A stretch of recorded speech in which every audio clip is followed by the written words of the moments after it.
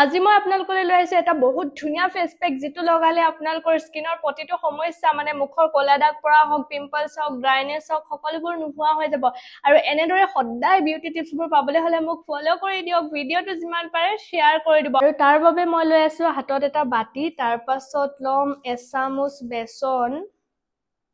এটো দেখিছে নহয় বেসন তো এচামুচ লৈ লৈছো মই আৰু তাৰ পাছত মই লম অকমান হালধি জুখ অনুসৰি আৰু মানে অকমান একদম এচামুচ বেসন দিলুৱে বুলি যে এচামুচ হালধি দিব লাগিব তেনেকুৱা নহয় হালধি দেখিছে নহয় অকমান হালধি লৈ লৈছো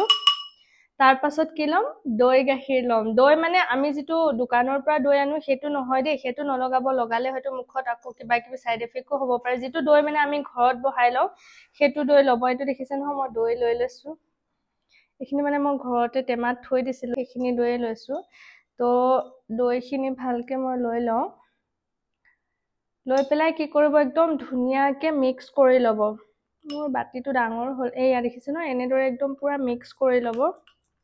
মানে এটো ফেচ পেক আপোনালোকে যদি বিয়াৰ 15-20 দিন আগৰ পৰা লগাবলৈ আৰম্ভ কৰি দিয়া বা ৰেগুলাৰ এতিয়াতো মোৰ বিয়া নাই তথাপিও মই ইউজ কৰি আছো ন যদি এনেদৰে লগাবলৈ আৰম্ভ কৰি দিয়া আপোনালোকে নিজে এদিন কমেন্ট কৰিব লাগিব যে বা আপোনাৰ ফেচ পেকটো লগা বিৰাতে ভাল সুফল পাইছো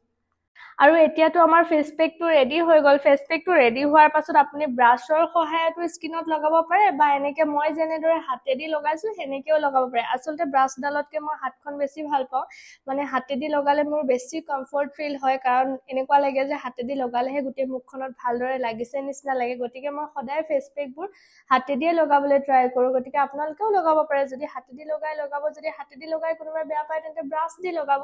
কিন্তু নিশ্চয় এই পেকটো এবাৰ ট্ৰাই কৰি চাবচোন 100% ৰিজাল্ট পাব আৰু আপোনালোকে মোৰ ফেচ পেকবোৰ ইউজ কৰি পেলাই কেনেকুৱা ধৰণৰ ৰিজাল্ট পায় মোক কমেন্টত জনাবচোন মোৰো ভাল লাগে দিয়কচোন যদি কাৰোবাৰ কিবা এটা সহায় কৰিব পাৰো সৰু সুৰাকে হলেও গতিকে জনাব আপোনালোকৰ কেনেকুৱা লাগে আৰু এনেদৰে আপোনালোকৰ গোটেই মুখখনত লগাই হোৱাৰ পাছত 15 বা 20 মিনিট মান ৰখিব মানে এই পেকটো শুকুৱালৈকে ৰখিব আৰু ৰখাৰ পাছত যেতিয়া শুকাই যাব তাৰ পাছত ধুনিয়াকে পানীৰে মুখখন ধুই পেলাব আৰু তাৰ পাছত নিজৰ এটা ফেভাৰিট টোনাৰ মাৰি থৈ দিব মুখখনত আৰু ৰিজাল্ট কেনেকুৱা হয় কমেন্টত জনাবলৈ একদম নাপাহৰিব